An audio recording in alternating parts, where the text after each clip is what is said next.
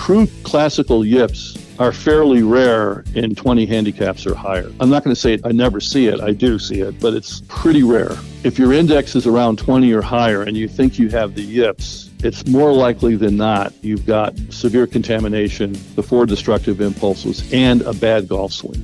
And so the cure is going to have to be, you're going to have to learn how to make swing changes at the physical level, at the level of the body, so that you can have a better chance of making proper contact with the ball. And a lot of high handicappers don't want to admit to themselves how bad their swing is.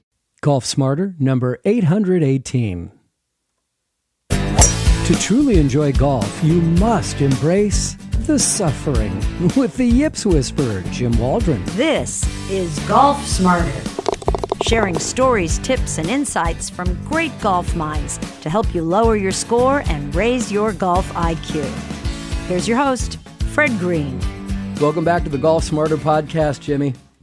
Thank you, Fred. It's great to be here again for, I didn't even know, episode for me, 27 I can't can't count that high anyway if it's not written down for me. But wait a minute. I just called you Jimmy. Are you okay with that? I've never called you Jimmy. You've done this before. Yeah, I no, have? it's oh yeah, you've done it before. It's okay. It's a term of endearment. Term of endearment, diminutive for James. Jimmy, that's fine. Right, and it's so interesting how when you get around sports, everybody's got a, hey, Freddie, hey, Jimmy, hey, you know. That's right. Happens like that. Yeah. And the last time that you were on, actually, you were the interviewer, and we didn't get to talk much golf and golf instruction and yips and all the things that we love to go over time and time again because it's so important and effective. So... yeah, that was episode 800 where I was the host and you were the guest. Yeah.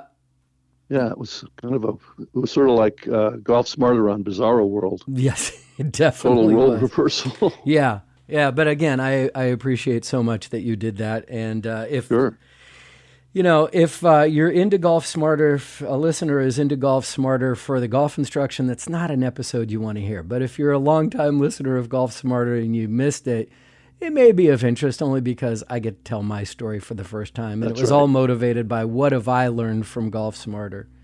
And that was a great episode. I enjoyed doing that with you. I really am so happy that you and I got to hook up doing that. But I have to say, in talking about what have I learned on Golf Smarter, I know this is probably throwing, the old superstition jinx, of talking about the no-hitter before the game's over, but I'm playing the best golf of my life right now. That's great, man. Congratulations. That's awesome. You. My friends don't like me much right now. Yeah. And we can't narrow it down specifically to anything of what is it that made this turning point that I'm down to an 8.2. Wow, that's fantastic. Yeah, I'm because like a year and a half ago, you were a 12 or something, right? Yeah, easily. Wow, that's great. And there's so many things that I can look at in conversations that I've had on the show that have influenced that in a way that I never anticipated. For instance, and this is one I would love for you to riff on. When I talked to Bobby Jones Jr., he made this comment about he was watching golf on TV and he saw a guy and he said, I know he's going to miss this putt because I saw all the tension in his jaw, right? Yeah. And I realized at that point that I always have tension in my jaw. Whether I'm swinging or putting, I'm biting down on my lips really hard. And so I've tried to eliminate that as best I can, and it's made a big difference. Yeah, that's something I see every day in my teaching practice, which it's an interesting phenomenon. Most people raised in the West will, when you ask them to focus their mind, they'll hold their breath and or tighten their jaw muscles. And they equate tightening their jaw muscles with concentrating the mind, which, of course, has nothing to do with concentrating your mind. No. All you're doing there is tightening your muscles. So, yeah, we see that a lot. Yeah, and I think it also contributes to the difference between swinging fast and swinging hard. Sure. I think when you add a lot of tension, and not only do I see tension in people's faces, but in their shoulders, right? Sure. Shoulders, neck, neck, pressure. back, right? And Yeah. grip pressure, Yeah. right? Their knuckles. And again, when you have all that tension and you are swinging, then you swing hard, and swinging hard is not to your advantage. Am I correct about that? Correct. You want to be fast. Well, what Hogan said about this, he said you want to have empty muscles at setup, which you then activate with energy by coiling on the backswing and then releasing the energy by uncoiling on the forward swing. And he made the point, when your muscles are tight or full, not empty, they can't move fast. And what creates distance in golf is ball speed, which is a direct function of clubhead speed. And you're not going to get clubhead speed if your muscles are tightening up. Which, that kind of fits with what I wanted to talk about today. Oh, really? Well, I've seen this thing happen. I'd say a huge increase in a certain type of student seeking me out. I call them Yipster light or Yips light, meaning it doesn't fit the classical definition of a yip, but it's sort of in the ballpark. It's what I would consider a mind-body connection dysfunction. And it's getting more and more common for me to get contacted from students who have this syndrome, for want of a better term. It's something I've been aware of for years and have been talking about for years, but I just feel like maybe because of the internet in the last year or two, it's the masses of golfers have sort of caught up with where I was at 30 years ago. You've heard me use the word contamination in the past, which is what you were talking about with the tightening of the jaw muscles. My word that I invented years ago, contamination, means your conscious mind at both the mental level and the emotional level sabotaging your own performance by trying to instantly change your swing from a flaw to a better movement pattern, or by practicing a movement pattern when you're playing. And I mean, I'm talking about practicing a movement pattern or trying to make the body do something it does not want to do when you're making full speed swings over a ball. So, which is, by the way, that's how 99.99999% of amateur golfers approach the game. That's the contamination mindset that everybody plays with. And until recently, it was such a unquestioned part of golf culture, particularly American golf culture, that except for myself and a few other teachers, nobody was even talking about it. It wasn't considered a thing, right? Mm-hmm. You would not believe the number of people who've been contacting me recently who starting to understand that it is a thing. They realize, you know what? My practice swing, when I look at it, and all my friends agree, is so much better than my ball swing. Oh, yeah. And I don't have yips. I don't feel a sudden, massive, involuntary, like muscle spasm taking over my body. But I do feel some semblance of involuntariness, although not in a high degree of intensity. And I feel like I have the potential to have some measure of control over this issue, but I don't know what to do. I'm lost. And that's what I call contamination. And it's a really big deal in golf right now. Let's keep going with that. I think this is absolutely fascinating because I think that most golfers, and especially the ones that we're talking to, not the teaching pros, not the playing pros, but just the golfer who wants to have fun on the weekend, is not having fun. And based on what you're saying, it's because they're sabotaging themselves. Yeah, and again, it's the thing I emphasize, particularly with my YIP students, or when I get people who know that they're contaminated and they hire me to help them become uncontaminated. There's this recognition that this just doesn't work. I mean, and some of these people have been trying to practice swing mechanics in a portion of the swing that takes place like in a 20th of a second. The idea that you could consciously interfere with a muscle that's firing or not firing, right, that's moving a bone or a joint in a 20th of a second, that is a common belief in our culture, in our games culture. And it's just, from a scientific standpoint, it's superstitious nonsense. Right? Hogan talks about this in his second book, and he talks about how he doesn't use swing thoughts on the downswing especially. And he says you cannot time such a devilish thing. Your body is moving far too fast. So he got it. He understood this. but the average golfer doesn't. And so what I'm getting is people who are finally waking up to the fact that it's not mechanics. I've been trying to fix this with a mechanical solution with umpteen different teaching pros for the last 25 years. And it's obviously not that, because I've done all the mechanical changes. I've been successful mostly at doing those changes, and I still hit these off the charts, terrible missed golf shots that come out of nowhere. And again, often they contact me because they mistakenly think it is the yips. But let me see if I can differentiate between the two. If you have classical yips, yeah, you're going to have zero confidence, not some confidence, zero. You're going to have, on a 1 to 10 scale of anxiety, 5.1 or higher anxiety, typically much higher, or in the 9 to 10 range. And on the fear scale, you're going to have, of a 1 to 10 fear scale, you're going to be 5.1 or higher. And then the last thing to make it true yips is there's a massive sense of complete and instantaneous, fraction of a second, loss of control over your body. And you can sense one or more muscles very, very quickly tightening up, almost to maximum degree of tightness. That's a yip. But what we see with contamination is people make a pretty good looking, smooth tempo, fluid rhythm practice swing when there's no ball there. They walk up to the ball, their mindset shifts from what it was on the practice swing to where you're fairly carefree because there's no consequence. So when on a practice swing, obviously there's no possibility of failure. They walk up to the ball, they see the ball was representing symbolically the possibility of failure, which triggers the stress reflex. So now they're adding emotion to the shot making process, which you should never do. And they also start to think that the ball's the target, right? So they've got that aspect of it. Right. Once you start thinking the ball's the target, then you're starting to manipulate your body and club to do something to hit the ball solidly.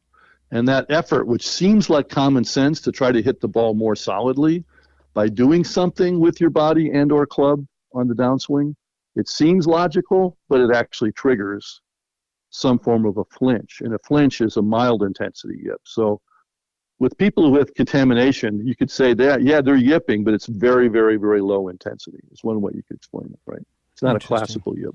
Yeah. Right. I want to go back into the classical yips a little bit more, but I want to take a time out, and we'll be back after this.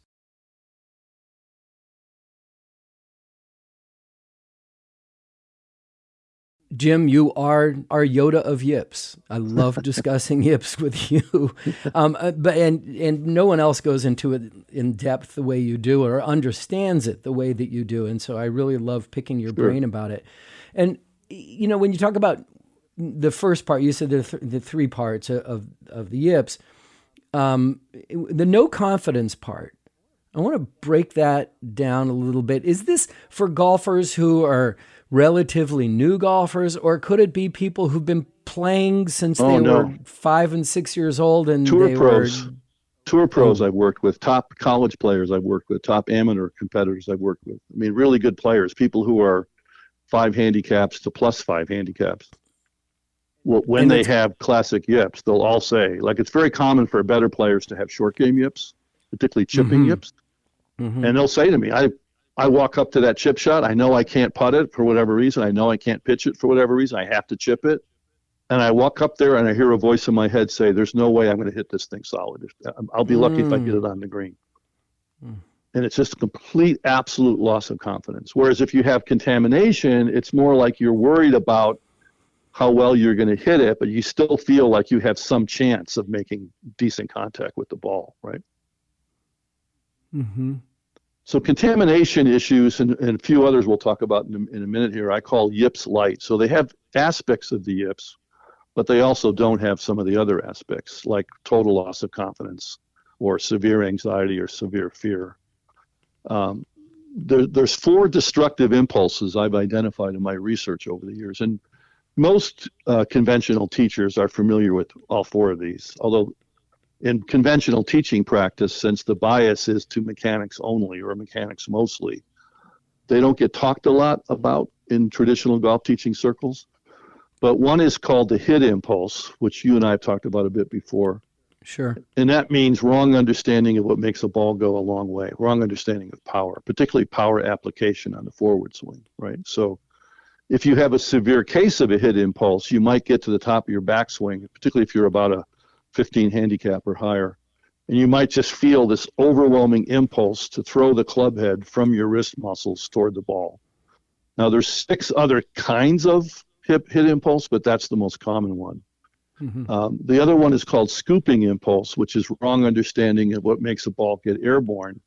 It's extremely common. In fact, it's much more common in the short game, even among good players I work with, including tour pros, tend to have scooping in the short game. It's universal for golfers who, again, are about 15 handicaps or higher, meaning they look down at the ball and they look at that, say they got their pitching wedge at address behind the ball, and the pitching head looks like a shovel. And they get this mental picture, which of course is wrong, that you have to slide the shovel underneath the ball with the club head making a low to high motion just before, during, and after impact. And of course, that's completely the opposite of what it should be. You should be hitting down on the ball. The club head must be coming down, hitting the ball first, and then into the dirt, starting at around a 6-iron in front of the ball. It's how it's with some degree of shaft lean. That's how it's supposed to be done. So, I'm going to interrupt you here on that. I have found, for me to be successful in doing that I focus my attention on the front edge of the ball. Right, that helps for sure. The lead edge. And so I can, it allows me to come down on it better than if I'm aiming at the back of the ball or the ground behind it. And I play with a friend and just did a video with him. We traveled together to Mexico, and you could see his golf swing in there. I know he's not going to listen to this, so I can talk about it. Okay. But you could just see that he's trying to lift the ball up with his swing, his whole body. And I keep telling him, let the club do the work. Yeah. Right? The club will determine how much it's going to go up in the air. Just make sure that you try to remember that the ball is just the middle of your swing. That's right. Right? It is not the end result. That's right. Am I on track here? Yeah, absolutely. Yeah, impact is in the middle of the forward swing. In my system, I teach people to proactively ignore the ball, ignore the club head, and ignore impact between the ball and the club. In fact, for people who have forward swing yips or forward stroke yips, which is 80% of people with yips, the other 20% is backstroke or backswing. They all have that in common, and including with the contamination and the 4 impulses. So all of these 4 impulses are triggered by the misperception that the stationary ball on the ground is the target in golf. It's not. It would be like if you were shooting a basketball and you were looking at the ball as the ball was leaving your fingertips when you were shooting a jump shot, or if you were thinking about the arrow when you were an archer. So learning to proactively ignore the ball is a big part of this whole thing. Yeah. Sure. The third impulse is called steering impulse, and that's wrong understanding of what makes a golf ball go straight. And people who have steering impulse will do it several different ways. They tend to do it with the longer clubs more so, especially with driver.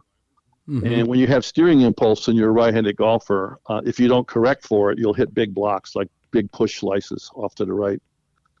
And that can happen because tension suddenly manifests itself in your grip pressure, your wrist muscles, your forearm muscles, which will actually rotate the face open typically. Yeah. It can be caused by your pivot stalling when your chest and hips should be unwinding pretty quickly, just before, during, and after impact. They stall. And when they stall, the path tends to go too much into out, which causes the block, and the face angle tends to stay wide open, which contributes to the block. And this is something that happens with the long, because I recognize this when with like driver, like especially. Yeah, it's really common with driver. Yeah. Because it's a longer shaft. Is that why, or why? Well, it's because it's the most powerful club in the bag, the one you can hit the furthest. You can also hit it the furthest offline. That's why. So we tend to hit the driver the most crooked of any club in the bag. Yeah, yeah. Mm-hmm. So, and then the last one we call helping out during release, which basically means there are people who are out there listening to this who actually believe, wrongly, sorry guys, it's true, that you can do something when the club head, say, 3 or 4 feet away from the ball, moving at, say, 80 to 100 miles an hour, that you can do something right before impact to make it more likely that you'll hit the ball solidly, i.e. on the sweet spot. That's insanity. That's mass madness. Because at that point in the swing, if your club head's about 3 or 4 feet away from the ball, you've got about a 50th of a second or less to get to impact. And you can't do anything with mind-to-body connection in a 50th of a second time interval except screw things up. You can do that, but you can't make it better. And most golfers, if they're 15 handicap roughly or higher, tend to have all 4 of those impulses to varying degree. And they also tend to have contamination. So, because I hear this question all the time, why does my practice swing look better in terms of balance, rhythm, tempo? It's not always significantly better in terms of mechanics. In other words, if a 20 handicapper's practice swing is nowhere near as good as, say, a 5 handicap's practice swing, there's still mechanical errors. But what you're seeing is the lack of some type of a flinch. And the lack of the flinch makes it look more athletic, more smooth, more intuitive. Better dynamics, better athleticism when there's no ball there. So, but what I'm seeing, again, back to my original point, is I'm seeing a recognition finally that there's this whole other issue on the mental side of performance when you're hitting a golf ball that almost nobody's talking about, which is it's possible to learn to use your mind in a way that makes it unlikely, if not impossible, that you'll flinch. And if you don't flinch, again, flinch would be low intensity muscle tension, right? If you don't flinch, your odds of hitting a good shot go way up. All right, let's take a break because I want to, I need to think about that and I want to ask you more about it. We'll be right back.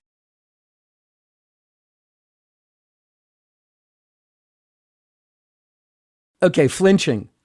Yep. I need to know more. I need to understand that better. That word's been around forever in golf, literally since the beginning of golf. Although in Europe they call it, like in the UK and Ireland, they call it the twitches. A flinch is something that's commonly discussed when a player hits a shot that by its very nature is very difficult, so there's more stress. So typically, like it's a long par 3 over water. A lot of golfers will succumb to the pressure of carrying it, say, 200 yards over water, and they'll feel a muscle tighten up on their downswing. And they won't say, I yipped it, because, again, in this example I'm giving, the person's correct. It doesn't fit all the criteria of being a true yip. They'll just say, well, the water got in my head, and I felt my grip pressure tighten up, and I chunked it. Mm-hmm. But my understanding of the game is, I've been around it for my whole life and teaching it full time this is my 30th season of teaching, is that's the norm. Most people are flinching, particularly if you're about a 6 handicap or higher in that range. You're flinching on, if not most, certainly, 70, 80% of the swings out there in strokes. People are flinching. But it's such a common thing. I think people don't, until very recently, don't realize that you don't have to do that. You can make your ball swing flinch proof the way you make your practice swing flinch proof. Mm-hmm. And there's two ways you can do that. You have to learn to know where to focus your mind, where not to focus it, and how to focus it better than your current ability. That's number one. And number two is you have to learn to proactively learn another skill, which is how to divest yourself of investing emotional energy or emotional intensity into the shot outcome, particularly in fear of failure. Fear of failure is the main driver for people when they flinch. Wow. Sure. How about history? How much does history dictate or contribute to flinching? In the sense of, every time I play this hole, I do of course. X. Well, that's one of the big parts of the mental game that I teach, which is this particular chunk of my system is called the myth of psychological momentum. It's funny you bring that up. I was talking last night with a new Yips student about this. We talked about it for almost an hour. He was really loving it. He understood it. He got it, which is in one of Newton's laws of motion, I forget which one, I think it might be 1 or 2, it's called the law of momentum, right? Which means an object, once it's in motion, will tend to remain in motion in that direction it's moving until an outside force intervenes. And basically, on Earth, that's mainly gravity, which is another of the laws. But there's no such thing as psychological momentum. So in the field of psychology, it's not a thing that your past performance can affect your present mental performance. In fact, if you believe it does, you're believing a myth, and it's a toxic myth. In other words, the only way we know that let's say you're standing on the fourth tee box, and let's say you're a 10 handicap, and you double the first 3 holes. If you believe in the myth of psychological momentum, you'll tell yourself, you'll make a story up in your mind as you're getting ready to hit this driver on the number 4 tee box, which goes something like this. Well, I'm 6 over par. I doubled the first 3 holes. The golfing gods must be against me. I'm going to have a bad round today. Absolutely. Now, right? The problem is, if you believe something to be true at the level of the mind, both conscious and unconscious, your body and those two minds will believe as if it was true, even if it's not true. And this is the whole basis of how hypnosis works. With hypnosis, you're convincing yourself that a belief or a conclusion about some issue is X and no longer Y. And if you believe it's X, both your conscious and unconscious mind will behave as if X was true, and your body will behave as if X was true, right? So that's the power of belief. But from the standpoint of the past influencing the present at the level of the mind, the past has zero influence on the present. Everything happens right now. In reality, there's no past, there's no future. Everything's happening right now. It's not my opinion, it's a scientific fact. It's called the fourth dimension in physics. There's 3 spatial dimensions, X, Y, and Z axis, length, width, and height, and then time, the 4th dimension. And time happens right now. So it doesn't matter what happened to your recent historical record of say, recent poor performance. You have to create this shot right now in the present moment. And your past performance psychologically has no actual influence. Now, again, I know that sounds crazy in a way, and I know it sounds like, well, maybe it's true, but it's really hard. And I'm the first person to admit, yeah, it's hard to understand that and to act on it. But I teach people to do it on a pretty much daily basis. It's doable. For sure. Yeah, it's not crazy, because I think one of the consistent messages that has always come through these conversations on Golf Smarter, especially with mental coaches, is that you got to focus on the process, not the outcome. Correct. You've got to be in the moment. That's right. So that is the 4th dimension, right? That is what we're talking about. That's right. So it is a reality, and it's when you look at the scorecard and think, all I need is 2 more pars, and this is a good day. Or like the example you just brought up, which is all the time, like, oh, well, I'm already 6 over par after 3 holes. I guess today's going to be a bad day. Or I've hit 3 trees already. I guess that's just going to continue to happen. Then they start tweaking their swing on, exactly. And that's when I say, don't tweak your swing. Don't tweak it. Just close your eyes. When the eyes. wheels come off. Visualize what your swing is supposed to look like, and trust yourself. Right. That's right. Yeah. I'm glad. It's a pretty big deal. But it's a really, really important part of the mental game, to understand how to anchor your mind in the present and understand that physically, past performance has no bearing on present. I'll tell you, as we started this conversation, I was telling you, what has contributed to me improving and getting consistent, more lower scores. Like the round that I played the other day, I had 1 double bogey only because I lost a ball. But I mean, I was putting well, I was chipping well, I was just playing well. And I think that part of what, I don't know who it is that said something or what connected, but and I've talked about this numerous times on the show about how I hate gambling and I hate betting because I get in my head and stuff. I just am not in my head anymore right now. That's great. Right. Well, I'm going to say right now. Yeah, exactly. Yeah. I firmly believe that. I'm going to say right now, I'm not in my head. I don't get upset about bad shots. It's a bad result. I like the swing. Okay, I didn't like that swing, but I got a good result. I can get out of this. I'm just feeling like it's just going to happen. It's golf. What happens, happens. And don't beat yourself up over it. And once you do, that's when things fall apart. Or, oh my God, I'm gambling. I'm going to lose $2. Okay, so what? You know what? Your partner the guy who you're playing against, he may at the end of this, in the last 3 holes of this round, may completely fall apart too, if you just let yourself go. Yeah, you don't know what's going to happen. You mean literally, I mean, as a philosophical or epistemological statement of fact. No human being knows what's going to happen 2 seconds from now. Anything can happen, right? That's just the nature of reality. So, Fred, the other weird thing that's been happening recently is, I think because of my reputation as a Yips Whisperer has been skyrocketing starting about 5 years ago. I'm getting contacted by, I got contacted by 10 people in the last 6 months, all of whom were high handicappers, who were convinced they had the yips. 5 of them came out to work with me in Portland in person for 2 or 3 days, and the other 5 were done remotely. All 10 of those guys they weren't even close to fitting the yip profile. Whoa. All right, let's take a break and let's dig deep into that after we take one more break here.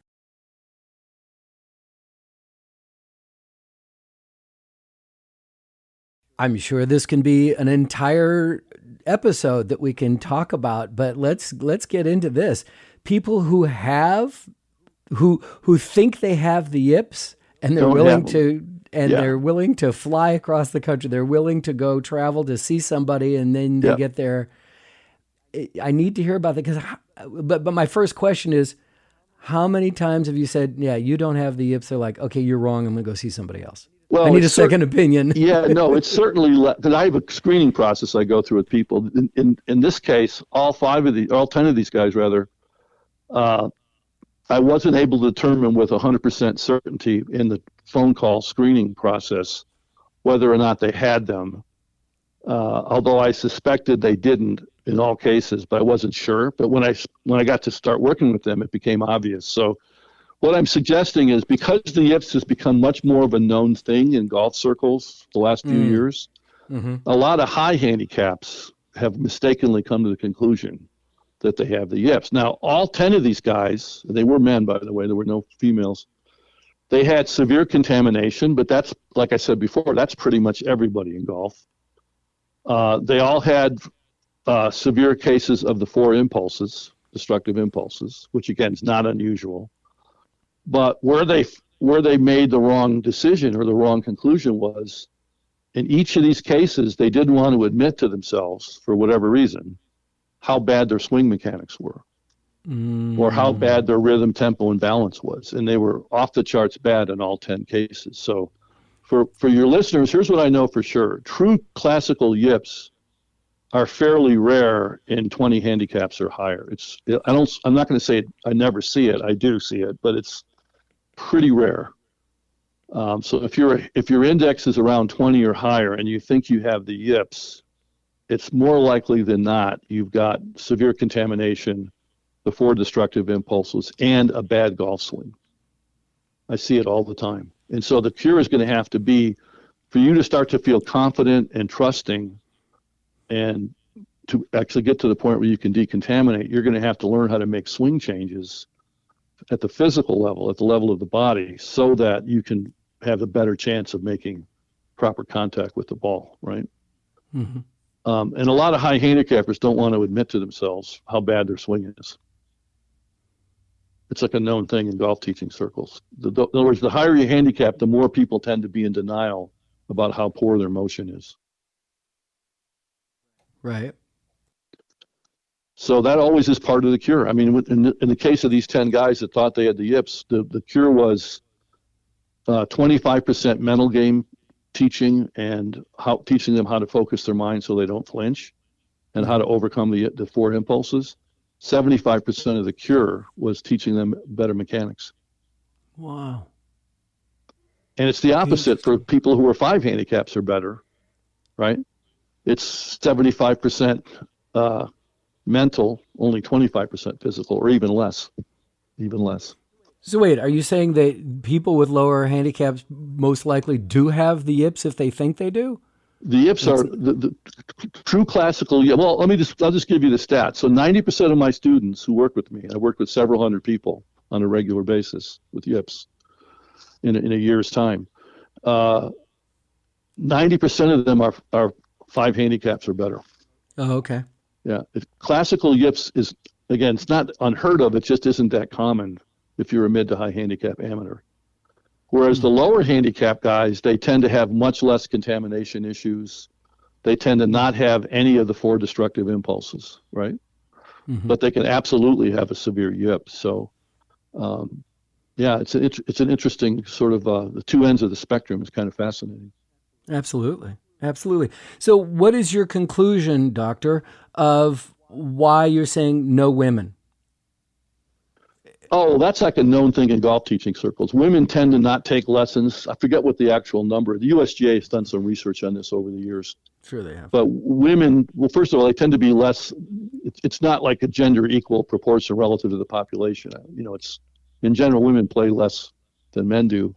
Yeah. And then women don't like to take, some of it's because of the patriarchy. They don't like to take lessons from a male pro, especially, who's going to spend an hour mansplaining to them how bad their swing is or something like that. So there's some of that patriarchal or every husband crap that plays. Yeah.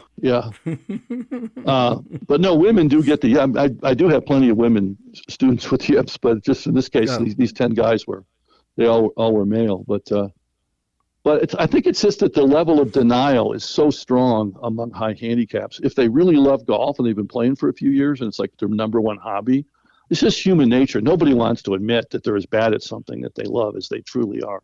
Right? Mm-hmm. So I just had a conversation with someone like this about a week ago who had signed up for some swing lessons. And in this case, it was a female. And she was going on and on about how she wasn't getting better and she's been to different teachers and she thinks her swing's pretty good. And I said, wait a minute, stop right there. I go, well, didn't you just tell me the average score was like 105 to 115? She goes, yeah. I go, you don't have a good swing. She goes, oh, don't tell me that. I go, no. Facts matter, truth matters. If you can't break 90, I'd even go further. If you can't break 85 regularly, you don't have a good swing. You don't. That's just a fact. So and every golf teaching professional listening to this podcast can relate to this. Half the battle working with higher handicaps is to convince them that they're not as good as they think they are. They're just not. And as soon as they can accept that, then the doorway opens and the path to fairly rapid improvement opens up very quickly, right? When they cut through the denial. Mm-hmm. Wow. Interesting. We're going to take one more time out and we'll be back right after this. This week on Golf Smarter Mulligans, episode 134, is one of those stories that could either be a dream come true or a total nightmare. Luckily for our two guests, Michael Goldstein and Jamie Patton, this is an admirable story of, let's just do this. I'll let them explain. We're playing a game of golf every day around the world for a year, and we are fundraising for the first tee of New Zealand. And you started on January 1st, 2010. We did. A place called Kauri Cliffs in New Zealand, which is one of our more stunning golf courses, and it was a pretty intense start, but beautiful. So since then, we've played 132 games, and here we are in San Francisco. It's beautiful. So is this going to throw you off? Because we just finished a round at Harding Park in San Francisco. You've only been in California, in the United States, since yesterday. Mm-hmm. And now you're playing 2 rounds today. So no, the rules are that we have to play a round of golf every single day for a year at a different golf course every single day. We've played about 4 9-hole courses, and we only need to play them once. Imagine what it would be like to chase summer for an entire year. And the day after Michael and Jamie arrived in the United States back in 2010, I met up with them at Harding Park in San Francisco for an early morning round. Afterwards, we sat down at the 19th hole to hear about their fascinating story.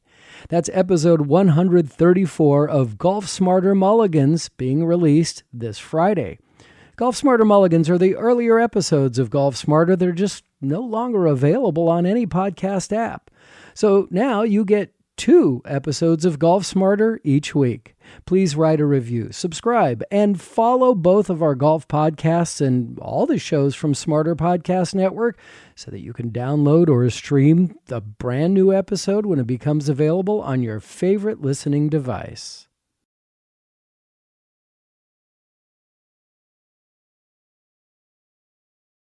Now, a moment ago, you said the USGA does research on this, has done research on this, and does do research.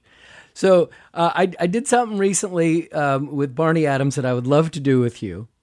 Yeah. And that is, I just got word that you've been appointed the new commissioner for the USGA and PGA. You're in charge. What are you going to fix? What concerns you, and what are you going to do about it? And what's your priority? That would be like 5 podcasts at least. At least. There's trouble down there, huh? I definitely think, since the USGA obviously does have some influence over how the tour performs, I think we're going to have to roll back the ball because it's going too far.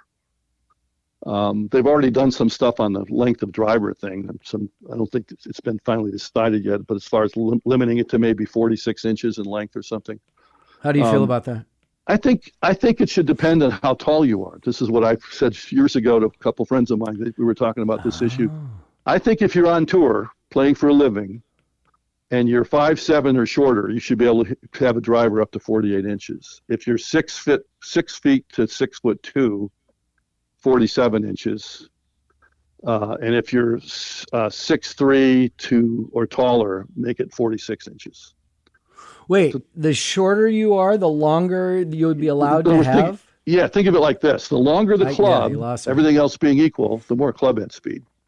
Okay. So people who are short in stature, to sort of level out the huge, right now there's a huge distance discrepancy between the little guys on tour, with some exceptions, mainly Rory. But in general, the guys who are smaller in stature, not as strong, don't hit it as far. So it gives guys like Bryson DeChambeau a huge advantage because they're tall and they're strong, right? So that I would recommend that change to the driver length. I think it should be 48 inches for amateurs, but I think the tour pros should roll the ball back by maybe 15% less distance. Everybody play the same ball that goes around 50% less than the current ball. And I think that would be a huge boon it would make the tour more competitive. It would expand the opportunities for the guys who aren't the super long hitters to bring skill back into the game. So wait, on the long drive competition, they make them all play the same ball, right? Right, that's right. They do.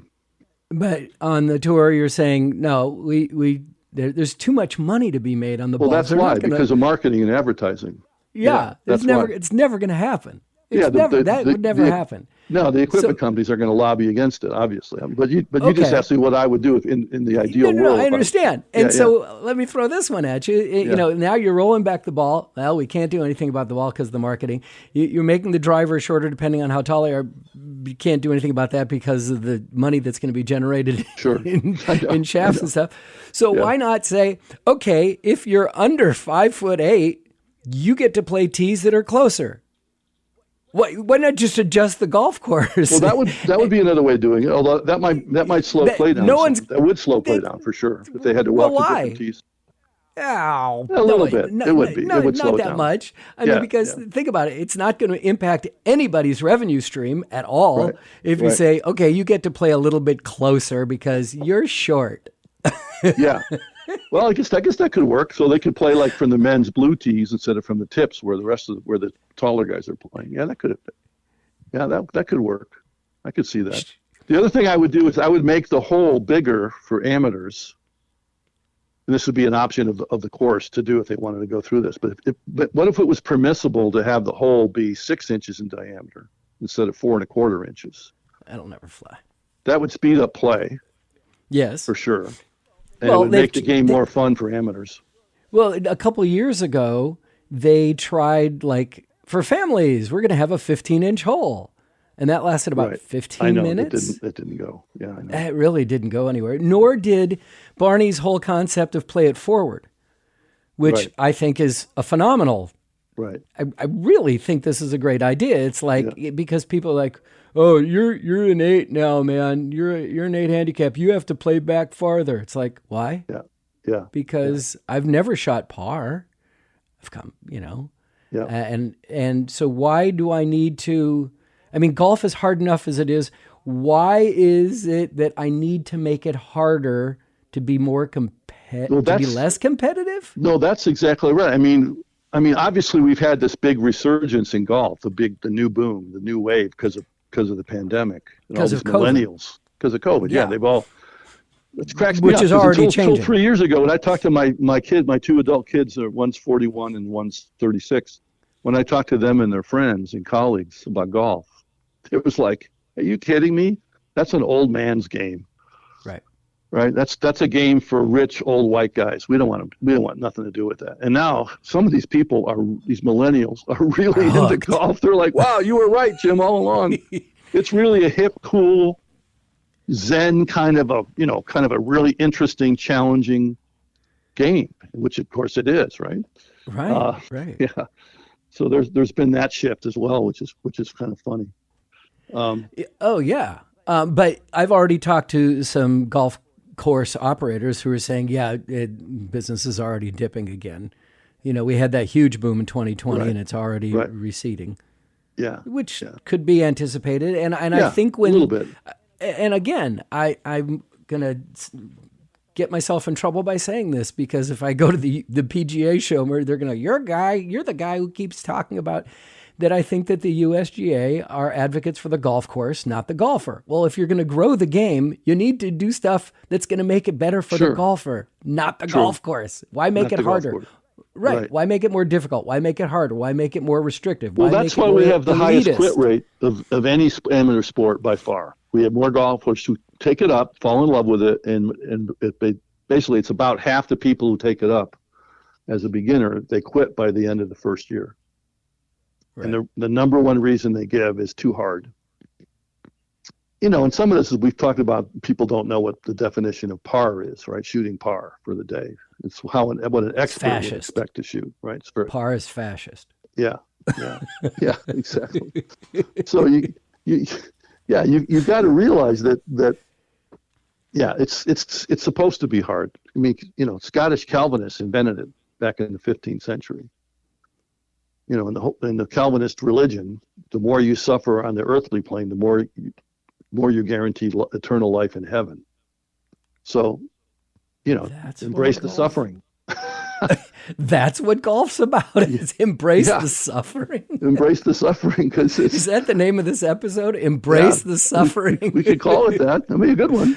Yeah, embrace the suffering. Well, it's funny you bring that up. What the hell does that mean? I mentioned I have all these bullet points I go through. There's about a dozen main ones, and when I teach people the mental game, whether they're yipsters or non-yipsters, doesn't matter. And one of them is literally, that's what we call it, embrace the suffering, which is, I talk about the Stoics, which is a Greek philosophical movement about, the first principle of Stoicism is that sometimes, not always, but sometimes life is suffering, life is hard, which, by the way, that's also the first principle of Buddhist practice, that life is suffering, right? And then the second principle is you can learn to deal with suffering better when you accept it and stop running away from it, right? And just sometimes you just have to put up with it and do your best and soldier on, right? That's Stoicism. It's a hugely important part of how I teach the mental game. It's really important. Wow. Maybe that's the episode. Learn to love golf. Just embrace the suffering. Well, because when you think about it, look how hard it is objectively, even for a tour pro. Absolutely. Tour pro level physical skills. Forget the mental game, just the physical part. How insanely difficult it is on the physical level, right? So, yeah, I mean, so the norm in golf, even if you're a tour pro, is most of your shots are some degree of failure. Vast majority of your shots for the rest of your life are going to have some degree of failure. What you're trying to do is avoid the catastrophically bad shots and be happy with, the middle of the road bad misses. Or, as there's that famous scene in one of the greatest comedies of all time, Annie Hall. Do you like Annie Hall, the Woody Allen movie? Yeah. Diane Keaton. It's when he first falls in love with Diane Keaton's character, and they're in a bookstore in Manhattan, and they're looking at, and they're in the philosophy section, in the existentialist philosophy section. So he's got a book by Sartre and a book by Camus and a book by Kierkegaard, and they all had the word death in the title, or suffering. And Diane Keaton says, well, she says, Alvy, why are you attracted to all these books about darkness and angst and suffering and death and impermanence? And he tries to explain it to her. And he says, there's two types of people in the world. There's the horrible and the miserable. He goes, most of us are just miserable. But imagine if you were born legless in Calcutta, homeless on the street with 120-degree temperatures in the summer, completely poor, no income. He goes, that person is horrible. Just be glad you're miserable.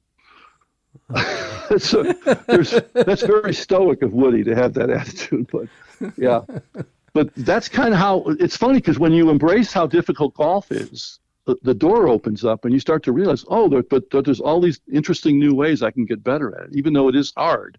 When you accept how hard it is, it actually becomes easier to play better, which is another paradox, right? I need to learn something from our conversations, because when I talk to people, mostly for the first time on the show, I'll take notes. I'll have notes about things I want to talk about. But with you, it's like, let's just talk. And it works every time. It helps that we're buddies. That helps too. So yeah.